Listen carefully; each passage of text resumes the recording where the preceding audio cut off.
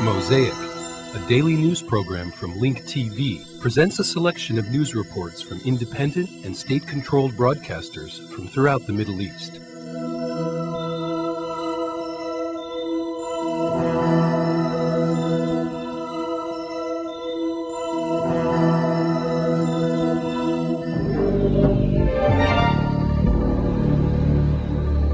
The London bombings came as one round of a series of terror attacks that have been plaguing a number of Arab and Western capitals due to their political views and the participation of their governments in what is called the war on terrorism.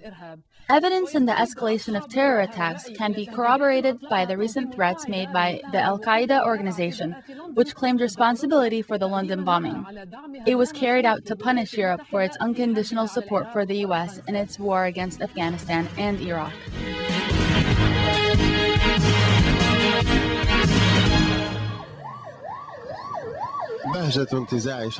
The excitement over winning the bid for hosting the Olympic Games suddenly turned to sadness mixed with bitterness in the English capital. The bombings of the London Metro and its underground subways came as punishment to the British for its unconditional support to the US and its oppressive policies against the Muslim world. The bombings caught the people off guard and caused confusion and chaos. All the evidence gathered by the British intelligence agencies point out that a faction of the Al-Qaeda organization is behind the attacks. The method used in the London bombings is identical to other attacks that were executed in the same way for the same reasons, which points to tragic similarities between these bombings and the terror attacks of September 11th. The common denominator between these attacks is the amount of people during rush hour commutes in order to inflict substantial casualties. Aside from the killings, there are messages behind these attacks to the concerned governments. The death toll in the Madrid train bombing was a message to the right-wing Spanish government for its support to the US in its war against Iraq. Some Al-Qaeda factions are hinting at carrying out similar attacks in some Arab and Islamic nations to punish these regimes for supporting the US and keeping silent about Western conspiracies being fabricated against the Muslim world. Britain has always been a close strategic ally of the US. Such unconditional support brought this catastrophe to the English capital by the party claiming responsibility for the bombing. As the world stood united behind the international community and refused to stand by the US, Tony Blair chose to stand by his political ally George Bush, despite the objection of most British citizens. Furthermore, Blair vowed to continue unconditional military support to the US and the redeployment of the British Army in southern Iraq. However, some experts believe that Britain, which is now hosting the G8 summit, is probably a safe haven for dozens of militant groups and organizations due to its flexible immigration policies. Britain provided a safe haven and convenient grounds for these groups to practice their activities in public and hiding. Some believe that militant organizations that have headquarters in the British capital have something to do with the latest London bombing.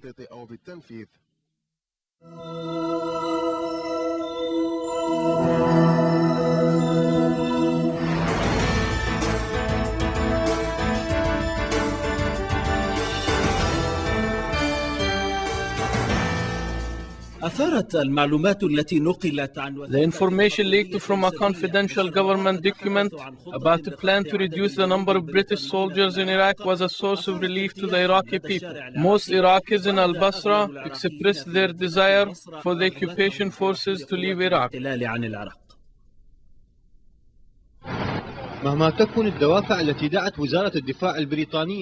Regardless of the reasons for the British Defense Ministry to leak information about a plan to withdraw its forces from Iraq, many Iraqis believe that these forces should leave as soon as possible.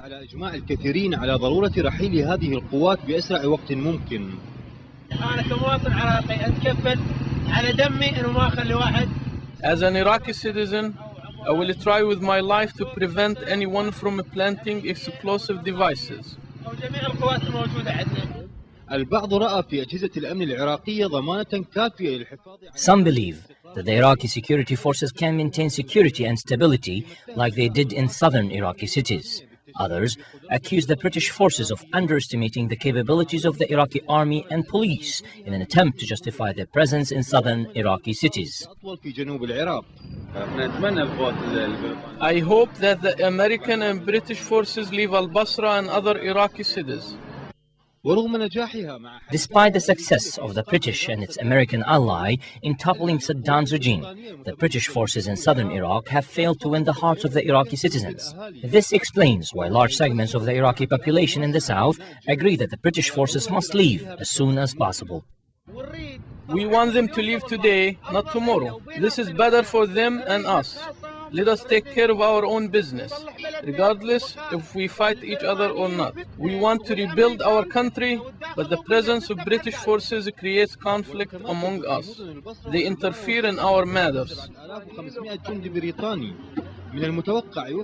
About 7,500 British soldiers are present in Al-Basra, Al-Amiriya and Al-Samara. According to the information leaked from the British Defense Ministry, this number will cut in half in September 2005. The British Foreign Ministry announced that its forces will be reduced only if the Iraqi government asks them to do so, because this government asked the Security Council to extend the presence of the multinational forces in Iraq until the Iraqi security forces are ready to take over. Nevertheless, one can conclude that the presence of the British forces in southern Iraqi cities is no longer justified. Political observers believe that the relative calm in the south is the reason that made the British Defense Ministry decide to withdraw its forces in the near future. Naeem Abdel Raziq, Al-Alam Television, Al-Basra. The Central Election Commission in Kyrgyzstan announced the results of the presidential election, where acting President Bakiev has declared an overwhelming victory with 89% of the votes. The new president hopes that the U.S. will remove its military bases in Kyrgyzstan, but stop short of specifying a timetable for the withdrawal. In the first hours following the end of the Kyrgyz election, the capital city of Bishkek was peaceful. People were preoccupied with their daily routines. The nation was reassured of long-term stability by the unity of the new alliance that was formed between the new president Bakiev and the opposition leader Flex Kolyov. Kyrgyzstan will be united and stable after fears that the country was about to split between north and south. However, others believe that the new alliance will not last, as the two leaders' interests will eventually collide, thus dragging the country back into vicious cycles of violence and instability.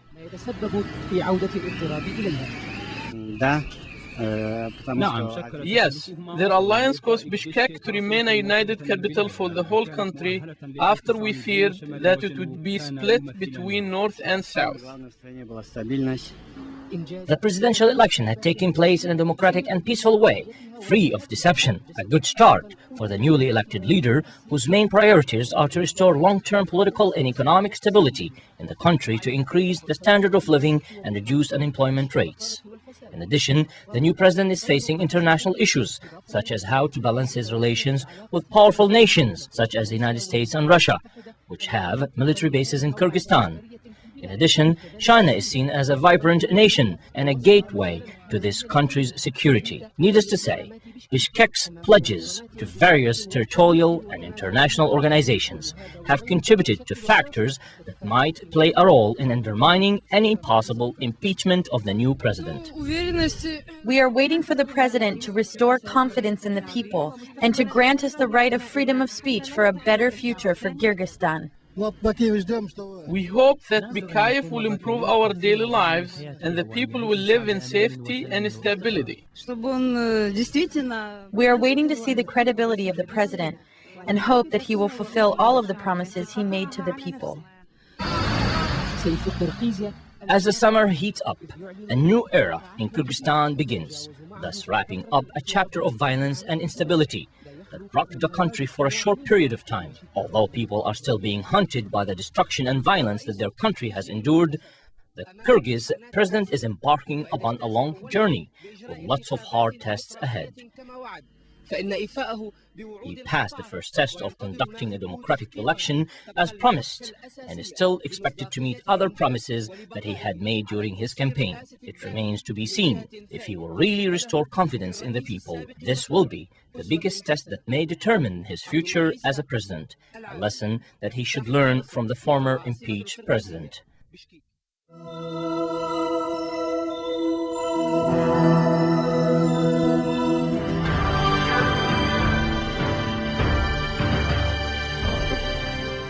The latest violence reported in Iraq has left scores of people, including several soldiers and security men, killed or injured. Insurgents killed 9 Iraqi soldiers in a coordinated assault on an Iraqi army checkpoint in the town of Khalis near Bakiev, and 2 U.S. Marines were killed by mortar fire as they conducted operations in the town of Heat.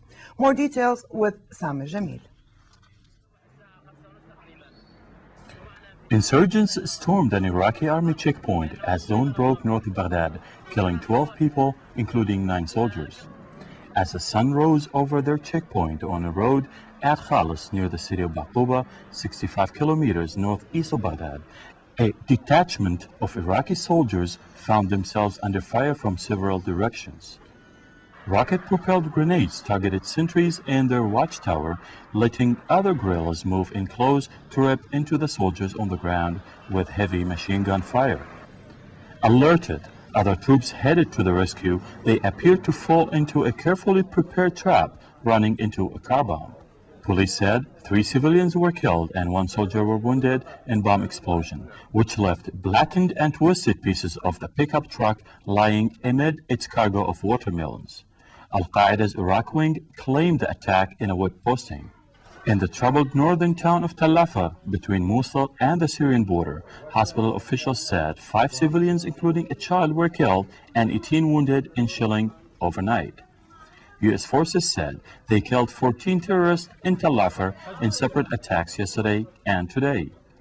Meanwhile, the U.S. Army said 2 U.S. Marines were killed yesterday by mortar fire as they conducted operations in the town of Heat in the volatile Anbar province. In the capital, the bodies of the 9 members' family, mainly women and children, massacred by gunmen yesterday as they slept in their Baghdad home, were received by their relatives from the hospital. 8 unidentified bodies of young men were also brought to Yarmouk Hospital in Baghdad. Police said the bodies, which have been found by police commandos, have been strangled to death, but gave no further details.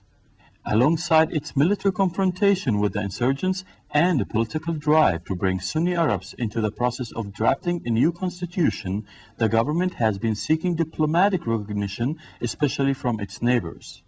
Such a diplomatic move suffered a setback last week when Al-Qaeda's network launched a series of attacks on Syrian diplomats from Muslim states and kidnapped and killed Egypt's envoy to Iraq. Iraq Foreign Minister Hosher Zibari met diplomats in Baghdad to offer them added protection. He pointed out to reporters that most of the 45 missions in Iraq were housed in the fortified Green Zone government compound in Baghdad. Samir Jamil, Jordan Television. Palestinian Foreign Minister Nasser al-Qudwa urged Palestinians to take an active role in putting pressure on Israel to stop its construction of the controversial West Bank barrier. Addressing Palestinian officials, lawmakers and foreign diplomats in Ramallah on the progress of the construction and the impact of the lives of the Palestinians, al-Qudwa called on Palestinians to hold mass demonstrations against the barrier. He urged the Palestinians to adhere to the Geneva Conventions, which prohibit the work of any Palestinian civilian or entry in the construction of the wall or settlements. While in Jerusalem, Israeli Prime Minister Ariel Sharon was calling for workers to speed up building the separation wall. The Israeli cabinet set September 1st as completion date for the barrier around Jerusalem. Marking 1 year since the World Court declared Israel's construction of the West Bank barrier as illegal, Palestinians held a demonstration. Protesters at Qalandia checkpoint in the West Bank held signs and chanted anti-Israeli slogans. EU Foreign Policy Chief Javier Solana said the EU will closely examine the impact of the barrier on Palestinian population and on future negotiations over final status issues. We think that Israel has a right to defend itself, but we think that defense which is done outside the territory of Israel is not legally proper, and it creates also humanitarian problems. And that is the position we have maintained, the position we maintain today. With the last part of the decision taken yesterday, we have to say that all what I have said is valid, is part of the defense. We will not be in the territory which is Israeli, but it will be also Palestinian territory, and it will create not only from the symbolic point of view of Jerusalem, but also from the real effect on the life of many people. Meanwhile, and in a bid to ensure security for Israel and economic developments for Palestinians, in line with the Israeli withdrawal from Palestinian territories, EU and American envoys arrived in the region. EU Foreign Policy Chief Javier Solana and Special Envoy for Disengagement James Wolfenson will hold a series of meetings with Palestinian and Israeli officials expected to focus on preparations for the upcoming evacuation. Wolfenson has already confirmed plans to pump $3 billion into the Palestinian economy over the next 3 years. Having just returned from the G8 summit, he is scheduled to meet Israeli and Palestinian leaders to inform them about specific details agreed upon in the meetings. Speaking to reporters, Solana said he will inform the Palestinian leadership about practical plans to reconstruct the Palestinian security apparatus in preparation for the day after the evacuation. Practical, many things we are doing with them, helping them economically, helping them and upgrading the government's capability, upgrading the police capabilities. Today or tomorrow we will give them a very sensible, very important part of capabilities for the police, communications, vehicles, etc., so that the process of disengagement gets with police in the Palestinian side, which is more able, more capable, more upgraded. Meanwhile, Israel requested a $2.2 billion grant from the United States to help fund the scheduled withdrawal in August. The request would be formally submitted by senior aides to Israeli Prime Minister Ariel Sharon in a meeting with U.S. National Security Council official Elliot Abrams scheduled later today. The cost of the Gaza withdrawal is estimated at $1.74 billion. Part of it is for the disengagement, where Israel is spending a lot of money anyway. Then again, Israel cannot be just a country of disengagement. They have to engage to rebuild the country. And that is the development of the Negev of the Galil, which is the only alternative to the territories. British Prime Minister Tony Blair said his country will not be defeated by terror. Speaking before Parliament, Blair confirmed that 74 families were being counselled following the bombings in London last Thursday. The attacks have so far left 52 people confirmed dead. Blair also said 56 people remained in hospital, some severely injured. We express our revulsion at this murderous carnage of the innocent. We send our deep and abiding sympathy and prayers to the victims and their families. We are united in our determination that our country will not be defeated by such terror, but will defeat it and emerge from this horror with our values, our way of life, our tolerance and respect for others undiminished. Meanwhile, forensic experts continue to examine the wreck of the double-decker bus on which 13 people died when the bus was torn apart by the blast. Government officials warned not to expect quick breakthroughs in the hunt for the suspected bombers. And as millions of Londoners followed the authorities' call to return to work as normal, officials made the first formal identification of victims. Financial markets have also taken the attacks in their stride. Britain's FTSE 100 index hit a 3-year high at its opening this morning. In the meantime, London's Muslim community fears the bombings could lead to an angry retaliation after a mosque in East London had its 5 windows smashed. In a fresh embarrassment for the U.S. military in Afghanistan, 4 al-Qaeda militants escaped from detention at the main U.S. base in Afghanistan. U.S. and Afghan ground forces, backed by helicopters, were searching the area around Bagram Air Base after the detained men were reported missing. Chief of Bagram District said the men are a Syrian, a Kuwaiti, a Saudi, and a Libyan.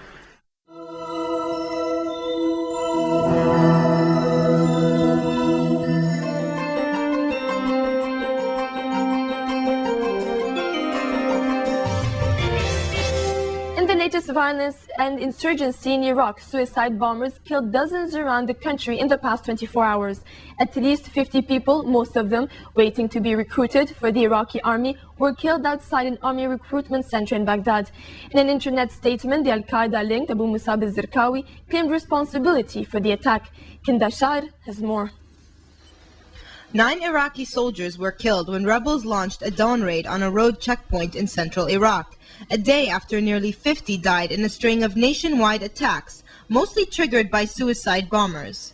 Meanwhile, the Iraqi authorities said they were investigating the deaths of 9 bricklayers arrested Sunday on suspicion of links to insurgents, who suffocated to death while held in a police van in Baghdad.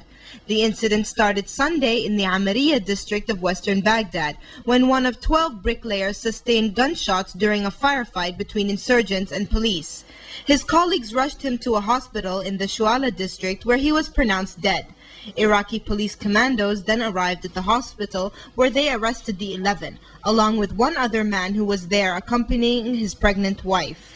The suspects were taken to the commando headquarters in the Jihad neighborhood in western Baghdad, where they were said to have been beaten and locked in the police van for 14 hours.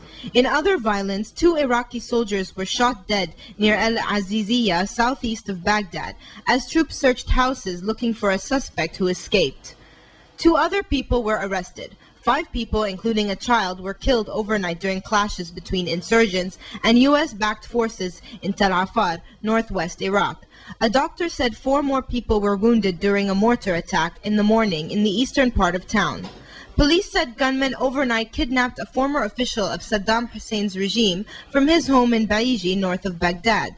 There was no immediate word on the fate of Akram Khalaf, who was a branch commander in the former ruling Ba'ath Party.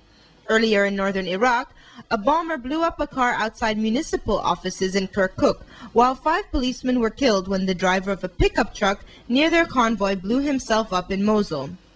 At the Walid border crossing on the main road from Baghdad to Damascus, 7 Iraqi customs officers were killed when 2 suicide bombers blew up their vehicles within seconds of each other. These attacks on Iraqi recruits came as reports that the United States and Britain reportedly are considering reducing the amount of troops stationed in Iraq. A British newspaper published a leaked defense ministry document discussing plans to drastically reduce coalition forces and replace them with Iraqis.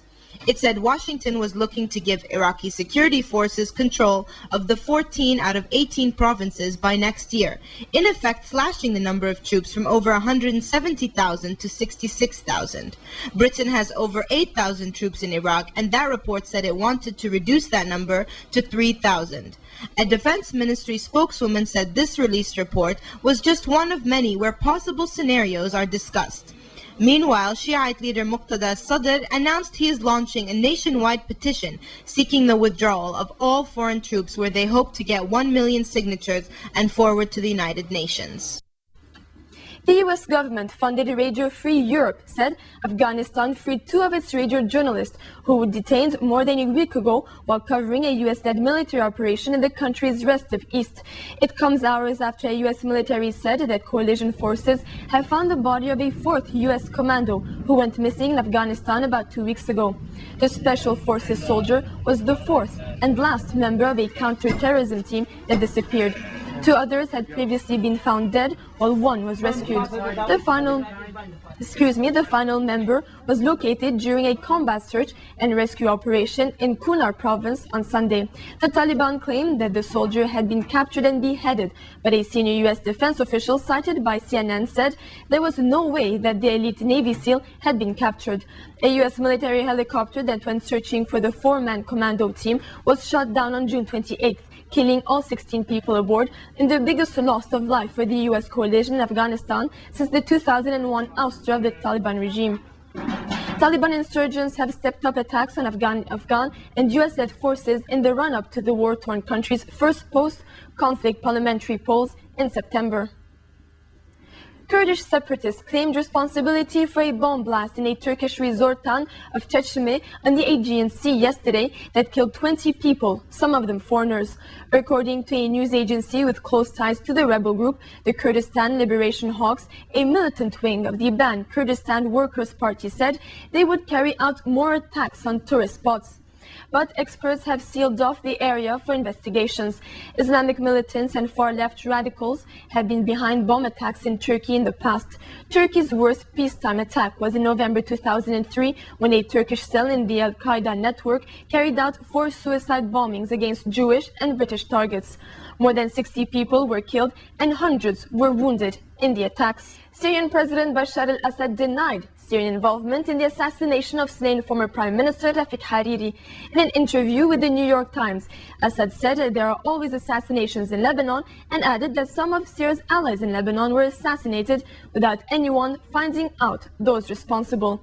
When asked if he backed Syrian Minister of Immigrants Buthaina Shaban's claim that the American and Israeli secret services were the masterminders of Hariri's murder, Assad said that even if he wanted to blame any local or state players, he could not do that as president. The Syrian head of state assured his government did everything asked of it by UN Resolution 1559. Assad stressed his country pulled out all of its military and secret services from Lebanon.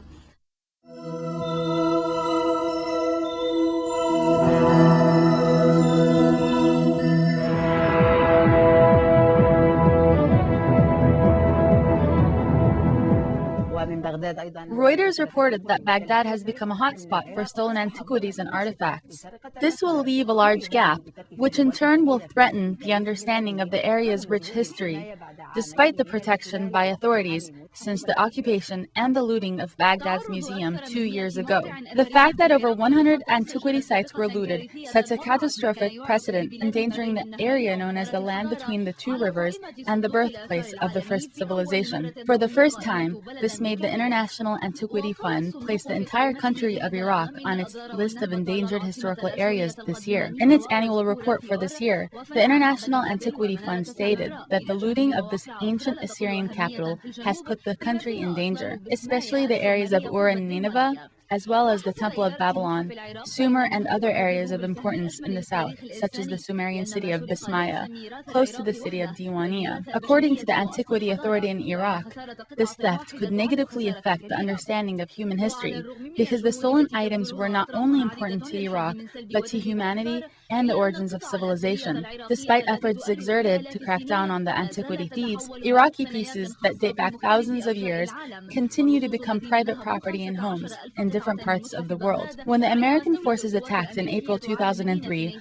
all the evidence points out that those who stole 15,000 pieces from the museum in Baghdad were professionals who had access to information about the museum and the ancient artifacts that were in it. They entered the building using glass cutters and carefully chose the original pieces from among the replicas. The archaeologists are troubled because when these artifacts are moved from their original site, it becomes impossible to understand their significance within their own historical context. These smuggled antiquities find their way back to Europe and the United States and flood the black market with antiques to be sold for hundreds of dollars. The views expressed on MOSAIC are not those of Link TV or its sponsors, but of the broadcasters themselves. MOSAIC is made possible by a grant from the John S. and James L. Knight Foundation, which promotes journalism excellence worldwide and invests in the vitality of 26 U.S. communities, and the William and Flora Hewlett Foundation. Additional support is provided by the Firedoll Foundation and Henry and Virgilia Dakin.